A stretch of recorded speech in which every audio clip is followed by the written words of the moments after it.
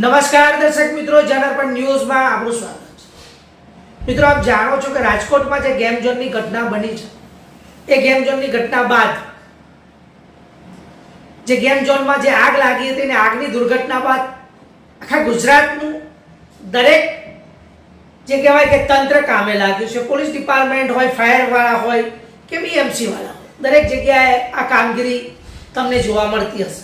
આવી જ કામગીરી આપણને વાઘોડિયા પોલીસ તેમજ પોલીસની સાથે મામલતદાર પારૂલમાં ચાલતી સ્ટુડન્ટની વાન તેમજ બસોનું ફાયર સેફટીનું તેમજ ગેસ સ્ટેન્ડિંગ જે સર્ટીનું ચેકિંગ મામલતદારની હાજરીમાં પોલીસે કર્યું। સ્વાભાવિક છે, વિદ્યાર્થીઓને આ ગાડીઓ લઈ જતી હોય એટલે ફાયર સેફટી અને ગેસ જે હોય એનું સ્ટેન્ડિંગનું જે કંઈક કે ભાઈ ટાઈમ ટુ ટાઈમ એનું જે બોટલ છે એનું ચેકિંગ થાય છે કે કેમ, પણ ક્યારે કોઈ ઘટના ઘટે છે ત્યારે તંત્ર જાગતું હોય છે। એવું જ વડોદરા જિલ્લાના વાઘોડિયા પોલીસ સ્ટેશનના પોલીસ ઇન્સ્પેક્ટર પીઆર જાડેજા તેમજ પોલીસના સ્ટાફના જવાનો અને વાઘોડિયાના મામલતદાર એસટી વિભાગના કર્મચારીઓ સાથે મળી પારૂલ કોલેજમાં ચાલતી સ્ટુડન્ટ વાનો, બસો, ફાયર સેફટી તથા સીએનજી ગેસ સ્ટેન્ડિંગ સર્ટિફિકેટ તથા બ્લેક ફિલ્મ લગાવેલ વાહનોને સ્થળ ઉપર જ જે બ્લેક ફિલ્મ લાગી હોય એને હટાવી અને વાહનનું ચેકિંગ હાથ ધરવામાં આવ્યું। એ સારી બાબત છે, પરંતુ આ કામગીરી સદંતર થવી જોઈએ।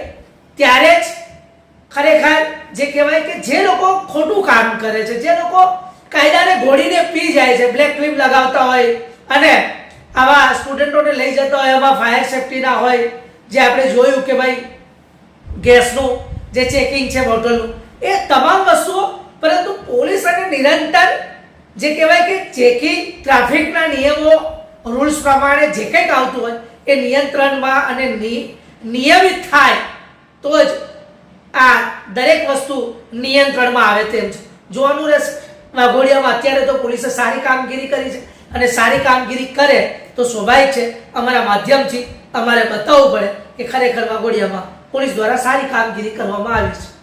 તો આવા જ નવા નવા સમાચાર જોવા માટે જોતા રહો જનરપણ ન્યૂઝ।